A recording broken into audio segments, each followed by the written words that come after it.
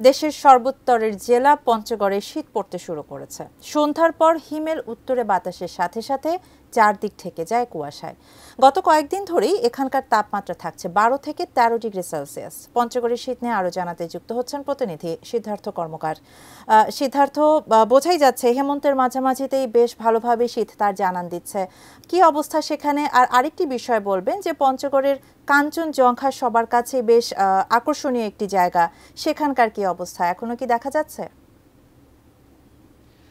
শাহানা, আসলে এই বছর যেমনটি ঘটেছে যে আসলে কাঞ্চনজঙ্ঘা দেখার যে প্রক্রিয়াটি সেটি কিন্তু প্রতি বছর দেখা যায় যে অক্টোবরের 15 তারিখ থেকে শুরু করে নভেম্বর মাস জুড়ে কিন্তু কাঞ্চনজঙ্ঘা দেখা যায়। যার কারণ হচ্ছে আবহাওয়া ভালো থাকার সাপেক্ষে উত্তরের দিকে যদি মেঘ থাকে উত্তরে আকাশে, সেক্ষেত্রে কিন্তু কাঞ্চনজঙ্ঘা আমরা দেখতে পাই না। এই বছর যেমনটি দেখা গিয়েছে যে উত্তরের আকাশে কিন্তু যথেষ্ট মেঘ এবং ধুলোকণা, এর কারণে কিন্তু এই বছর কাঞ্চনজঙ্ঘা মাঝে মাঝে উঁকি দিলেও কিন্তু সেভাবে দেখা মিলছে না। এবছর এ পর্যন্ত আমরা যেমনটি দেখেছি যে মোটামুটি 3 থেকে 4 বার দেখা গিয়েছিল।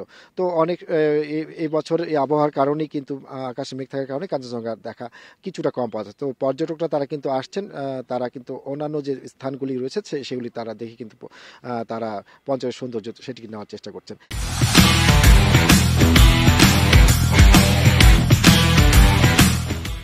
এবং এই আবহাওয়ার বিষয়ে যদি বলি, সেটি হচ্ছে যে আজকে সকালেও কিন্তু তেঁতুলিয়া আবহাওয়া পর্যবেক্ষণাগার থেকে সর্বনিম্ন তাপমাত্রা সেটি কিন্তু রেকর্ড করা হয়েছে 11.3 ডিগ্রি সেলসিয়াস।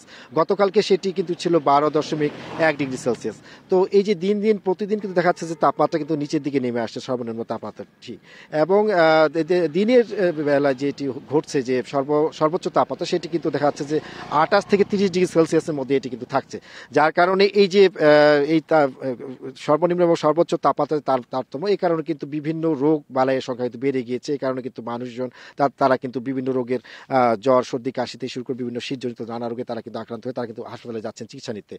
আর পঞ্চগড়ে একটি বৃহৎ যে জনসংখ্যার একটি বৃহৎ অংশ তারা কিন্তু বিভিন্ন শ্রমজীবী মানুষ, পাথর শ্রমিক, চা শ্রমিক থেকে শুরু করে দিনমজুর, তারা কিন্তু রয়েছেন, যারা কিন্তু এই শীত আসলে তাদের ভোগান্তিটা কিন্তু বেড়ে যায় চরমভাবে।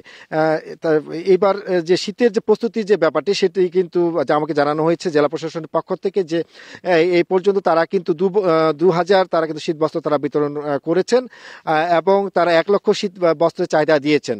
তো হাতে পাওয়া সাপেক্ষে সেগুলো কিন্তু তারা সুষমভাবে বন্টন করবেন বলে জানিয়েছেন।